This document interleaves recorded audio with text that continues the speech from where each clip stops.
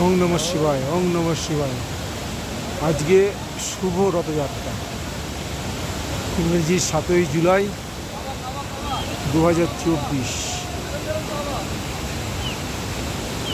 নাগাকোটির আগে, যোজিবালের পরে ও শেষনাগের আগে সুন্দর এক ঝর্ণা, যা সশব্দে ওপর থেকে নেমে আসছে। এখান থেকে যোজিবাল উল্টো দিক দিয়ে দেখতে গেলে 1 কিলোমিটার, পিসিটপ 5 কিলোমিটার, চন্দনবাড়ি 8 কিলোমিটার। গতকাল প্রবল বৃষ্টির জন্য যাত্রা বন্ধ ছিল, যার জন্য আজকে অনেক শ্রদ্ধালু লোক এই যাত্রায় নেমেছে। চন্দনবাড়ি দিয়ে কম করে 30,000 লোককে পারমিশন দেওয়া হয়েছে। ঠিক উল্টো দিকেই আবার সেই ঝর্ণার জল সশব্দে বয়ে গিয়ে মিশেছে শেষনাগ থেকে বয়ে আসা নালার সঙ্গে। তার ওপরেই আবার গ্লেসিয়ার, সেই গ্লেসিয়ার জমে গেছে। ঝিমঝিম করে বৃষ্টি হচ্ছে, এই বৃষ্টির মধ্যেই ছবি তোলা হচ্ছে। এখন ঠিক 2:50, কিন্তু আকাশ জুড়ে মেঘ।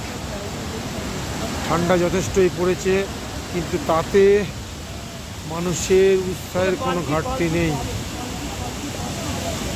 এ প্রসঙ্গে বলে রাখি, পেহেলগাঁওয়ে শিব ঠাকুর প্রথমেই ছেড়ে এসেছিল তার প্রিয় নন্দীসারকে, তারপর চন্দনবাড়িতে তার মাথার চাঁদকে, আর সামনে আসছে শেষনাগ, যা সুন্দর নীলাভ জল।